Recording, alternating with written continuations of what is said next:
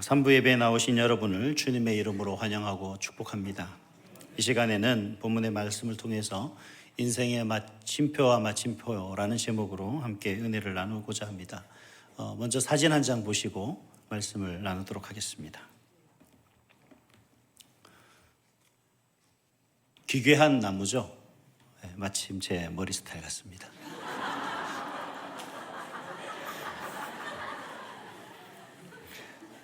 이 사진에 나오는 이 나무의 이름은 무릎 꿇은 나무입니다. 이 나무가 어디서 자라냐면 캐나다 로키 산맥의 해발 3,000m에서 3,500m 사이에 이 구간이 수목 한계선이라고 합니다. 이 구간을 넘어서면 나무가 자라지 않아요. 이 해발 3,000m에서 3,500m 사이에 나무가 자라다 보니까 지금 보시는 것처럼 구부러지고 뒤틀리고 그리고 작고 뚱뚱하고 정말 볼품없이 그렇게 자라는 것을 볼 수가 있습니다.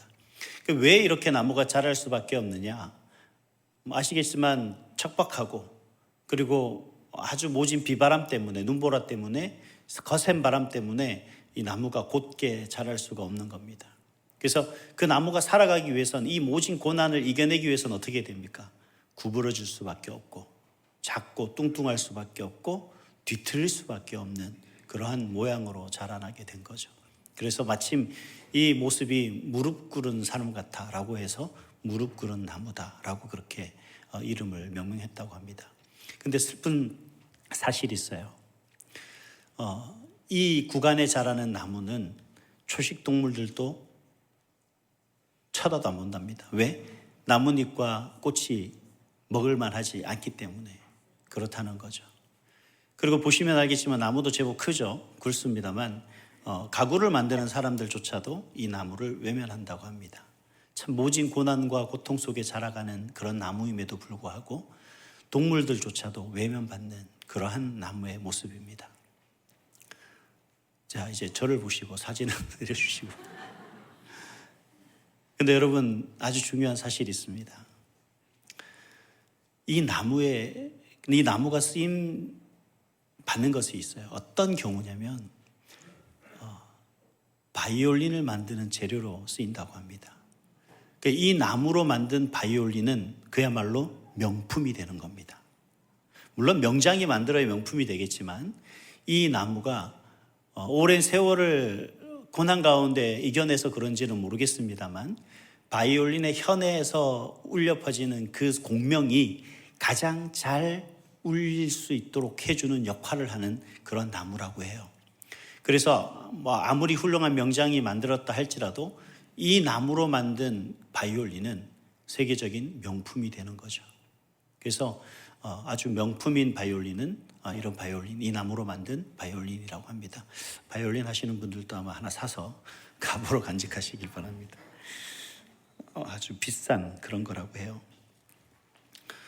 어떻게 보면 우리 인생에도 고난이라는 게 있지 않습니까? 참 우리가 고난을 통해서 볼품없이 자라고 정말 힘들고 지치게 그렇게 많은 것을 잃고 살아가며 그렇게 견뎌왔는데 많은 사람들이 볼 때 그렇게 볼 수 있습니다. 별별 없어.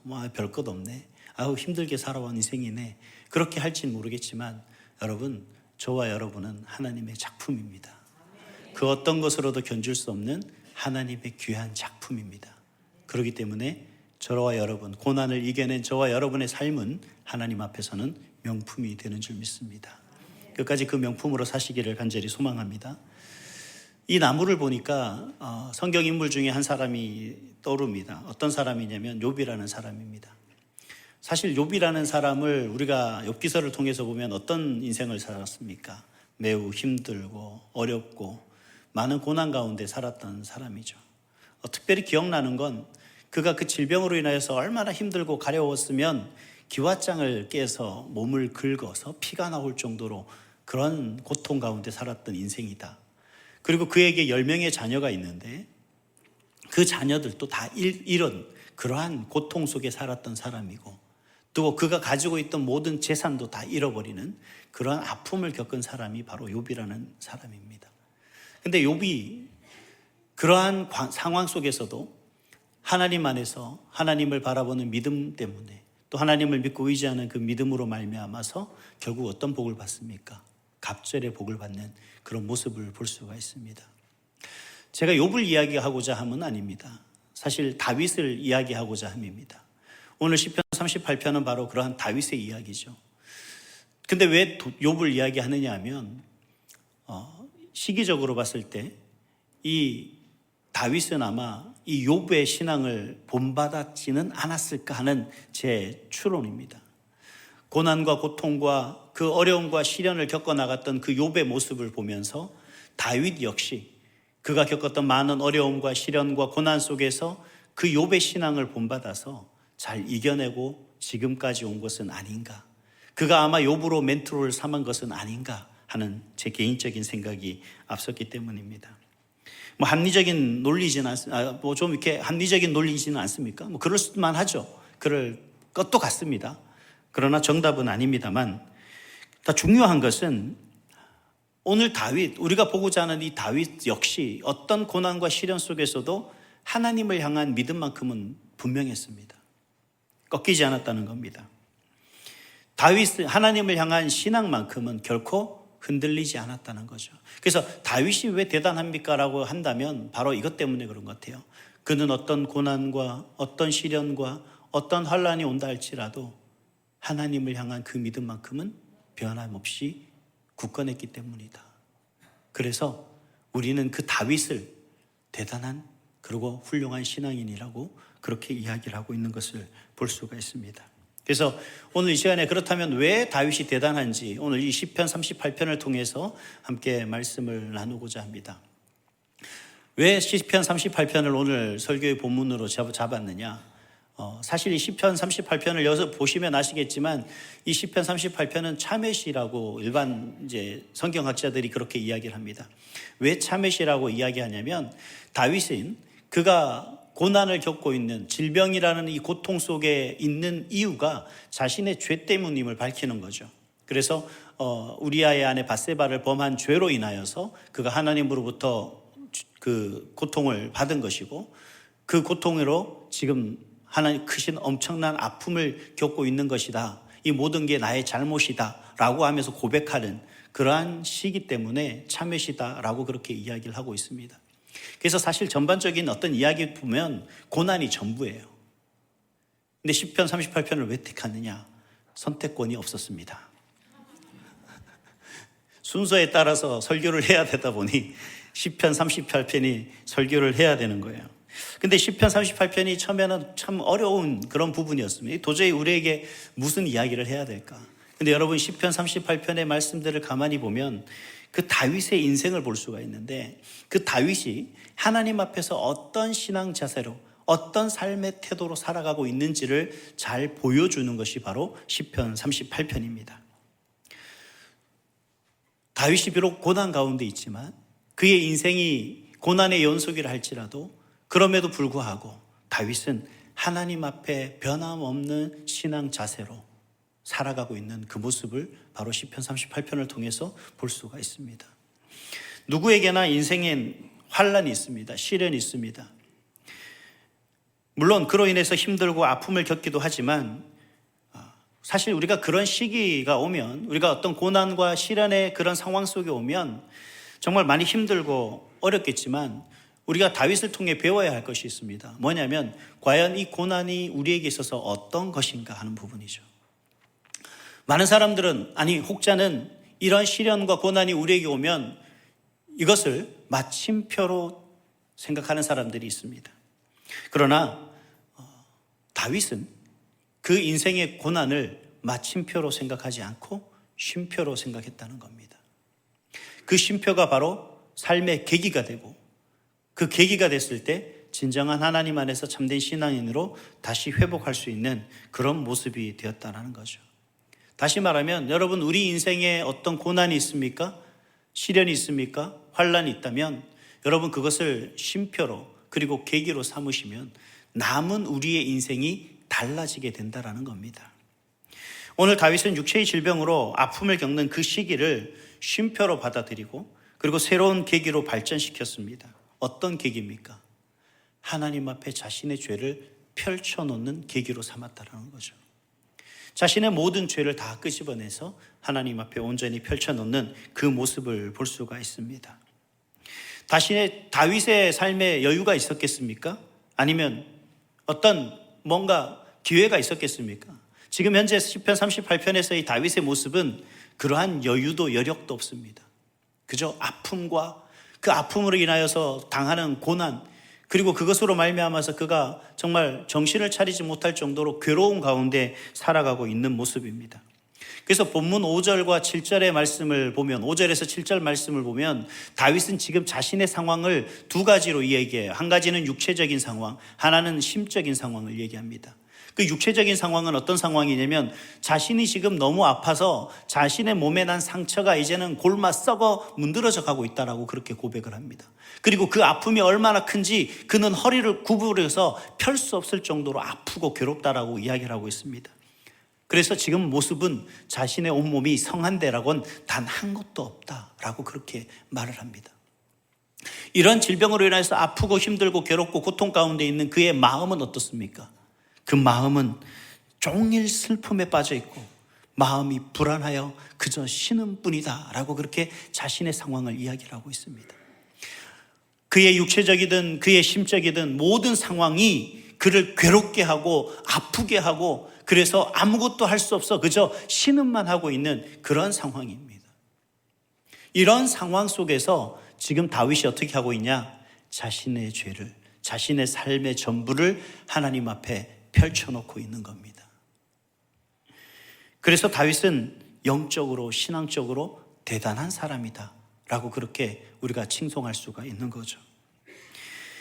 하나님의 그 은혜 가운데 자신의 죄를 펼쳐놓고 하나님의 도움을 구할 수 있는 그러한 모습, 그 하나님 앞에 간곡함으로 나아갈 수 있는 그 간절함의 모습, 정말 이것이 저와 여러분이 정말 오늘 시편 38편을 통해서 봐야 될 다윗의 모습이라는 겁니다. 세상에 성공한 사람들의 사례를 가만히 보면 그런 것 같아요. 어느 누구나 고난 없이는 성공이 없었던 것 같습니다. 고난이 있어야만 그 고난을 통해서 바로 계기가 되고 그 계기로 말미암아 그 고난을 이기고 성공하는 그런 사람들의 공통점들이 있는 것 같습니다. 그래서 환난이나 고난이나 이 모든 것들이 우리에게 있어서 포기라는 마침표가 아니라 이 모든 것들은 우리에게 있어서 쉼표가 되고 그 다음에 계기가 된다는 거죠. 그래서 시편 38편을 가만히 보면 그런 얘기를 할 수 있어요. 아우, 왜 고난만 이야기해요? 왜 고난만 자꾸 우리에게 말씀하십니까? 라고 할 수 있지만 사실 이 시편 38편을 가만히 보면 고난을 이야기하는 것이 아니라 이 고난이 우리에게 유익입니다라고 이야기를 하고 있는 겁니다. 그래서 다윗은 우리에게 이 고난이 우리에게 주는 유익이 뭔지를 오늘 시편 38편을 통해서 말씀하고 있습니다.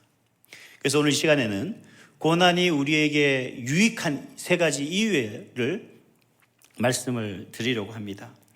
고난이 왜 우리에게 유익할까? 그 첫 번째 이유는 하나님과 신령한 교제를 할 수 있게 하기 때문입니다. 하나님과 신령한 교제를 회복하기 때문입니다. 일반적으로 시련이나 환난은 우리의 믿음에 있어서 시금석이 됩니다. 저도 어려움을 겪어봤습니다. 어려움을 당해봤어요. 제가 어려울 때 제 아내인데 그런 얘기를 했습니다. 왜 이렇게 하나님은 나를 힘들게 하지? 도대체 이제 하나님은 나를 버린 것 같아. 정말 희망이 없는 것 같아. 막 그렇게 얘기하니까 저보고 뭐라 그런지 알아요? 목사가 왜 그래요? 환난과 시련이 당하다 보니까 그 어려움을 겪다 보니 어떻게 되는 거예요? 하나님과의 관계가 이루어지지 않는 거죠. 그러니 뭐가 되는 겁니까? 하나님과의 교제가 단절되니까 하나님을 바라보지 못하는 겁니다. 신령한 교제라는 건 뭐예요? 기도를 얘기하죠. 하나님과 기도하지 못하는 거예요. 하나님 앞에 기도하지 못하는 거예요. 왜냐하면 버림받은 것 같기 때문에. 왜냐하면 이제는 하나님께서 나를 외면한 것 같기 때문에.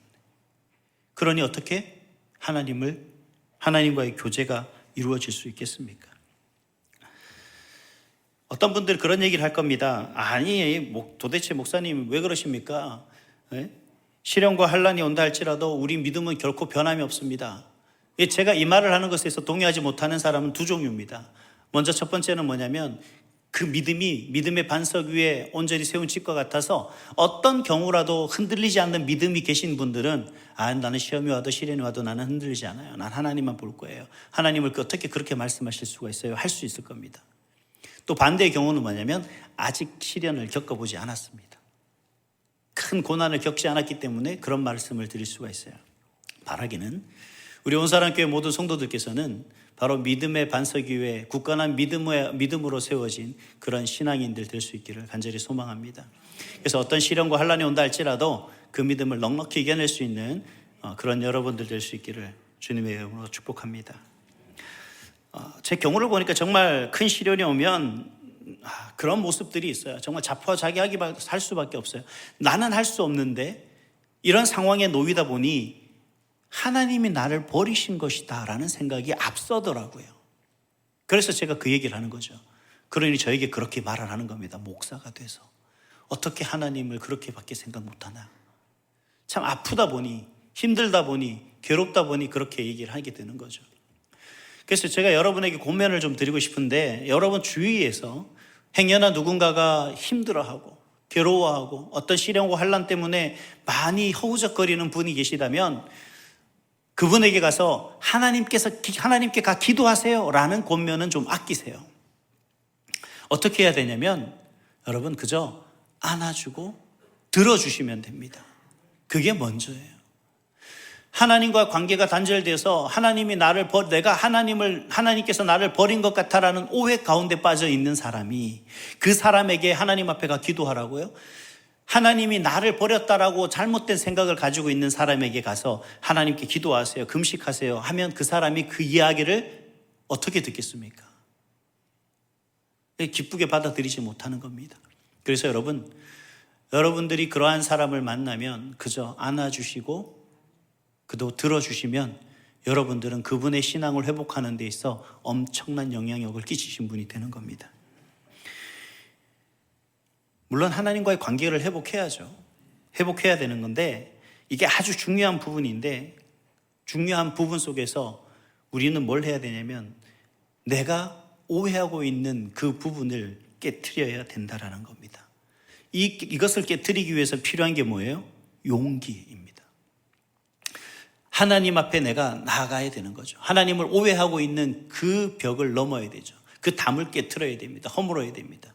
그러기 위해서는 용기가 필요한 거죠.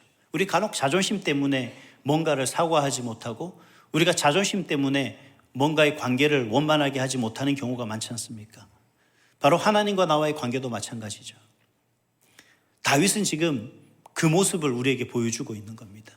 하나님과 나와의 관계, 내가 지은 죄로 말미암아 내가 하나님으로부터 멀어졌는데 내가 하나님을 외면했던 그 어리석음 때문에 지금 이러한 벌을 받고 있는 내 자신이 바로 용기를 내서, 비록 내가 하나님 앞에 입술로 죄를 고백하는 것조차도 용납되지 않지만 내가 하나님으로부터 등을 돌리고 외면하고 걸어왔던 그 길에서 내가 다시 하나님께로 몸을 돌리는 것이 쉬운 일은 아니지만,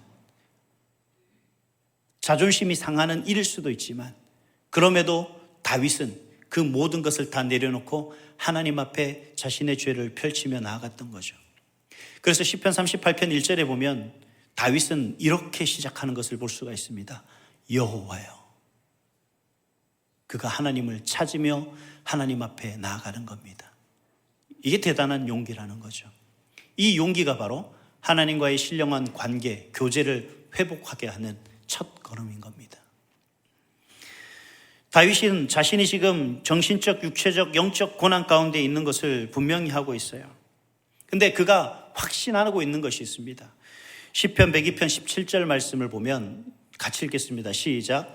여호와께서 빈궁한 자의 기도를 돌아보시며 그들의 기도를 멸시하지 아니하셨도다. 아멘.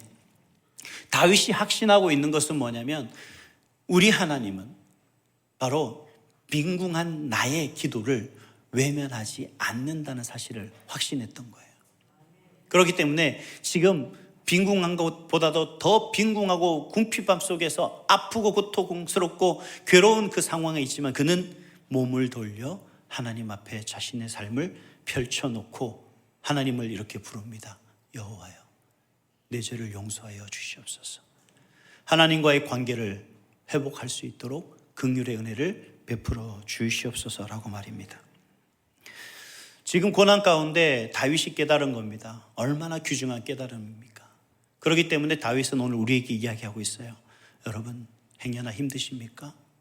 괴롭습니까? 고통스럽습니까? 말할 수 없는 그 아픔 가운데 있습니까? 용기를 내세요. 여호와를 부르십시오. 하나님을 찾으십시오. 이 고난이 여러분에게 마침표가 아니라 쉼표입니다. 하나님과의 관계를 회복하시면 그 모든 문제가 해결되는 줄 믿습니다. 고난이 우리에게 유익한 두 번째 이유는 하나님을 바라보게 하기 때문입니다. 다윗이 중요한 고난은 가운데 앞에서도 말씀드렸습니다만 영적, 정신적 그리고 육체적인 고난 가운데 있지만 그러한 그 삶의 모습 속에서 다윗을 다시 한번 낙심하게 하는 것이 있어요. 11절 말씀을 같이 했습니다. 시작. 내가 사랑하는 자와 내 친구들이 내 상처를 멀리하고 내 친척들도 멀리 섰나이다. 아멘. 여기에 나오는 사랑하는 사람과 친구와 친척들은 어떤 사람들입니까? 지금 이 사람들이 멀리하고 있다는 얘기는 어떤 이유에서인지는 명확하게 알 수가 없어요. 우리가 생각할 때 다윗이 이제는 그가 가지고 있는 어떤 권위, 권력, 이 모든 것을 다 잃었기 때문에 더 이상 그하고 친하게 지낼 이유가 없기 때문에 그를 멀리하는 사람들도 있겠죠. 근데 이해가 되지 않는 건 사랑하는 사람들입니다. 사랑하는 사람까지도 다윗을 지금 외면하고 있다는 거죠. 행여 그가 질병 가운데 시달리고 고통 가운데 놓여 있다면, 그럼에도 불구하고 그를 사랑했던 사람이라면 과연 그런 다윗을 외면할 수가 있는 것일까? 여러분, 정말 그런 얘기를 듣죠. 제 아내가 저인데 그런 얘기를 하더라고요. 참 내가 힘들고 어려운데 옆에 있으면 뭐하냐. 아무 도움이 안 된다는 얘기입니다. 제가 차라리 내가 기도하는 게 낫지. 다윗이 이야기하고 있는 이 모습을 제가 가만히 좀 고민을 해봤습니다. 과연 다윗이 이런 이야기를 왜 하는 것일까? 정말 끈떨어진 연이어서, 그런 신세여서 그런 걸까? 아픔과 고난 가운데 빠져서 정말 다 자신을 외면하니까 이렇게 이야기하고 있는 것일까? 중요한 것이 있어요. 다윗이 범한 죄 때문에 다윗은 이런 고난을 겪고 있죠. 결국 뭐냐면 내가 사랑하는 사람이고 내 혈족이고 내 친구 간에 내가 건강하고 내가 믿음 가운데 온전히 섰을 때 내가 그들을 사랑할 수 있는 것이고, 내가 사랑하는 그들과의 관계를 온전히 가져갈 수 있는 것이죠. 내가 사랑하는 친족과 혈족이어도 내 친구들이랄지라도 내가 건강할 때 그 관계가 완성되는 겁니다. 유지할 수가 있는 거예요. 결국 그들이 다윗이 뭔가를 잃어버렸기 때문이 아니라 다시 다윗은 자신의 죄로 인하여서 그렇게 질병 가운데 놓였던 거죠. 결국 누가 그 관계를 망가뜨린 겁니까? 다윗이 망가뜨린 거예요. 그렇다면 우리가 이 신앙 모습 속에서, 이 다윗의 모습 속에서 우리가 생각해야 될 것은 뭐냐면, 하나님과 나와의 관계를 온전히 이루어가는 그런 모습이 누구의 죄 때문에 무너진 겁니까? 내 죄 때문에 무너진 거죠. 그런데 우리는 그런 죄 때문에 무너진 하나님과의 관계를 누구를 바라보는 거예요? 우리는 여전히 하나님이 아닌 사람을 바라보고 하나님을 의지하는 것이 아니라 사람을 의지하게 된다라는 거죠. 여러분, 우리는 항상 문제를 당면하게 되면 누가 나를 도와줄까를 먼저 찾는 것 같아요. 누가 나를 위해서 희생해 줄까? 누가 나에게 도움의 손길을 내밀어 줄까? 이게 우리의 문제가 되는 겁니다. 다윗은 지금 그 얘기를 하고 있어요. 여러분 힘들어 보셨죠? 여러분 괴로워 보셨죠? 여러분 돈이 없어서 돈 꾸러 가셔 보셨어요? 예, 다 외면합니다. 그래서 다 정말 우리가 속상하죠. 근데 중요한 건 그건 아니에요. 반대로 좀 생각해 보세요. 내가 그들을 외면한 적은 없는지. 항상 내가 문제가 되는 거죠. 다윗은 그래서 뭘 얘기하냐면, 내가 힘들고 어려워서 이 상황과 여러 형편 속에서 내 친구들이, 내가 사랑하는 사람들이 나를 떠난다는 것에 그 사람들을 미워하고 그 사람들을 의지할 것이 아니라 누구를 바라보라는 거예요? 누구를 의지하라는 겁니까? 하나님을 바라보라는 겁니다. 하나님을 의지하라는 거예요. 여러분, 왜 다윗이 이런 얘기를 하냐면 사람이라는 존재는 우리가 바라봐야 되고 의지할 대상이 아니라는 겁니다. 그럼 사람은 어떤 존재입니까? 사람은 정말 변하기 쉬운 존재입니다. 어떤 상황과 어떤 형편에 따라서 언제든지 변하는 것이 사람이에요. 그렇기 때문에 다윗은 그러한 사람의 연약함을 인정하고 그 사람을 사랑해야 될 대상으로 삼고 또 자비와 긍휼을 베풀어야 할 대상으로 삼으라는 겁니다. 반면 우리가 진짜 의지하고 우리가 바라봐야 될 대상을 오직 하나님 한 분, 그 한 분을 바라보라라고 우리에게 말씀해 주고 있는 겁니다.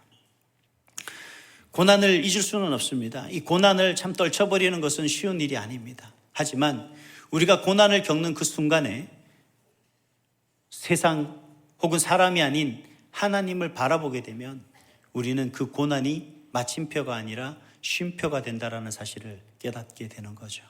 그래서 다윗은 고난이 있습니까? 그 고난 가운데, 그 고난 속에서 하나님을 바라보라고 우리에게 가르쳐 주고 계신 겁니다. 고난이 우리에게 유익한 세 번째 이유는 하나님께 소망을 두기 때문입니다. 많은 사람이 세상에서 고난과 환난을 직면할 때 실망하고 다음에 실족합니다. 심지어 자포자기에서 자신의 생명까지 끊어버린 극단적인 선택을 하는 사람들도 우리는 볼 수가 있습니다. 여러분 중에 혹시 나는 꼭 고난을 받아야 됩니다 라고 하는 생각하시는 분 한번 손들어 보십시오. 아무도 없을 줄 알고 질문을 했죠. 저보고 한번 물어보세요. 저도 싫습니다. 너무 힘들어요. 너무 아파요. 너무 괴롭습니다. 고통스럽습니다. 어느 누구도 고통을 좋아하고 즐겨하지는 않습니다. 좋아하는 사람은 단 한 사람도 없습니다. 근데 왜 우리는 고난을 겪어야 될까요? 여러분 사실 우리가 살아가다 보면 나는 별로 잘못한 것도 없는데 나는 정말 열심히 최선을 다해 잘 살아가려고 노력했는데 고난이라는 것이 갑자기 찾아오죠. 그럼 우리가 이런 질문을 할 수밖에 없습니다. 하나님, 왜 내가 고난을 겪어야 돼요? 오늘 다윗은 우리에게 그 이유를 잘 설명해 주고 있습니다. 왜 고난을 겪어야 되는지.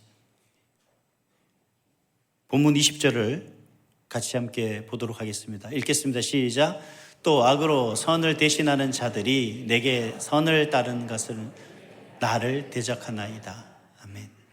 악으로 선을 대신하는 자들이 내가 선을 따른다는 것 때문에 나를 대적한다라고 이야기를 하고 있어요. 무슨 말인가 하면 우리의 다름입니다. 다윗은 지금 악을 따르는 자와 선을 따르는 자신과 다르다라는 걸 구별하고 있어요. 다윗이 내가 선하기 때문에 내가 고통당합니다, 이게 아니지 않습니까? 다윗이 이야기하고 있는 것은 나는 내가 위치가 어디냐를 이야기하고 있는 겁니다. 우리의 위치가 어디입니까? 에베소서 5장 8절 말씀을 같이 했습니다. 시작. 너희가 전에는 어둠이더니 이제는 주 안에서 빛이라. 빛의 자녀들처럼 행하라. 이제는 뭐라고요? 주 안에서 빛이라. 그래서 우리는 빛의 자녀다. 우리의 위치가 여기라는 거예요. 그러니 악을 따르는 자들이 빛의 자녀들을 가만히 둘 리가 있겠냐 하는 겁니다. 다윗이 그것 때문에 넘어졌어요. 다윗이 왜 우리아의 아내 밧세바를 범했을까요?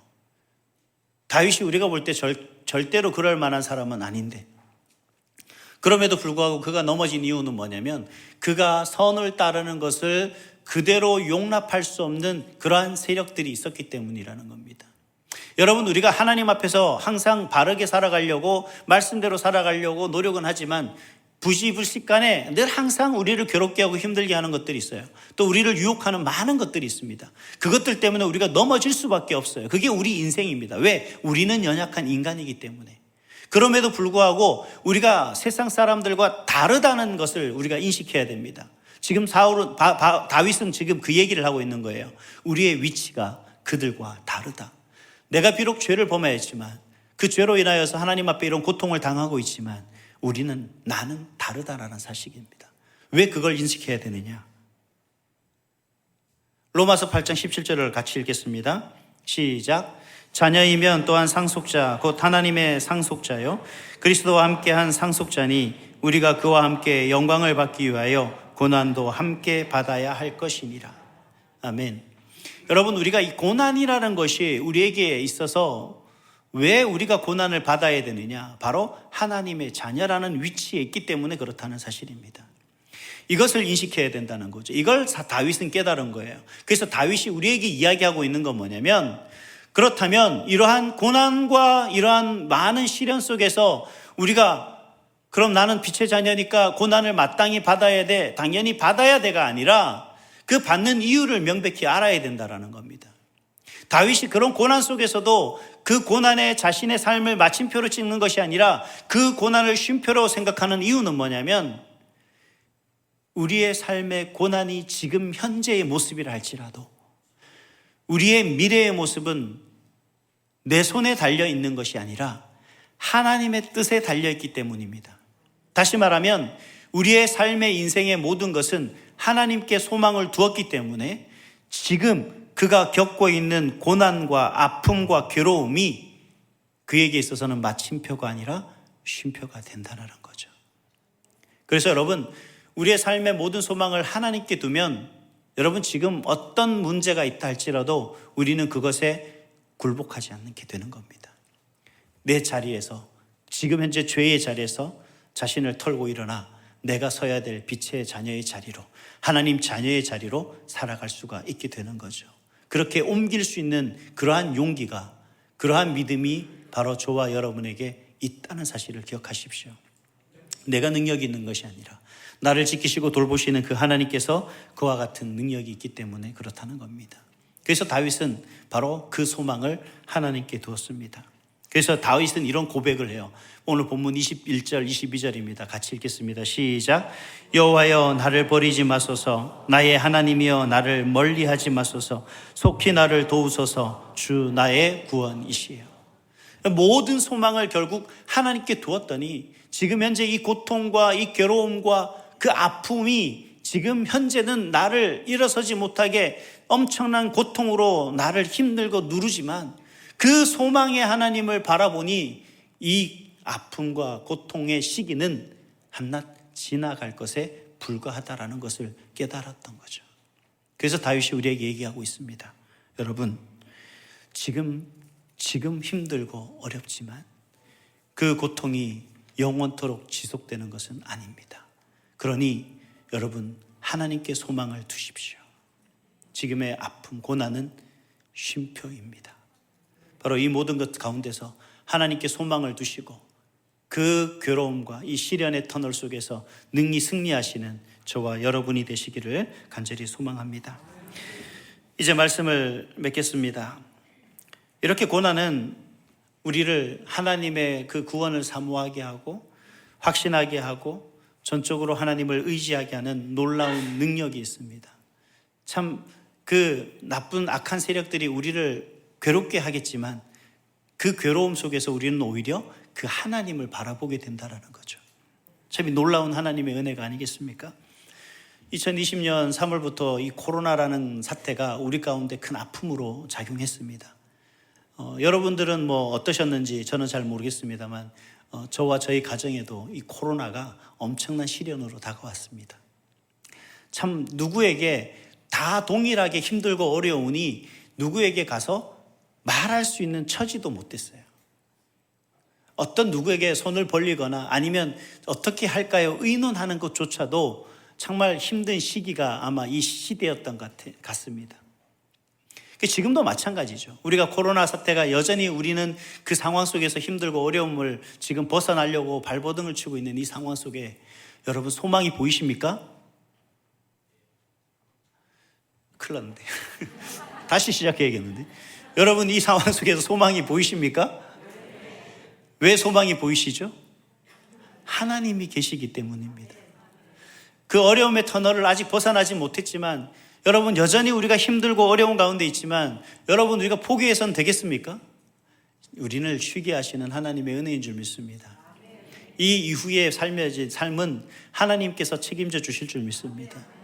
여러분 좌절하지 마시고 포기하지 마시고 다윗이 그 고난 속에서 우리에게 들려주셨던 정말 하나님과의 관계를 회복하고 하나님만을 바라보고 의지하며 그 하나님께 소망을 두는 삶이 저와 여러분을 이 괴로움의 고난과 고통의 터널 속에서 승리하게 되는 그러한 삶의 모습이 될 줄 믿습니다. 그 계기가 바로 저와 여러분의 삶의 계기가 돼서 이후에 나중에 우리가 함께 다시 대면했을 때 참 그때 힘들었지. 하지만 우리가 그 하나님을 믿고 의지하고 하나님 앞에 간절히 구원을 호소했더니 하나님이 우리 가운데 그렇게 역사하셨다. 그렇게 간증할 수 있는 저와 여러분이 될 수 있기를 간절히 소망하겠습니다. 기도하겠습니다.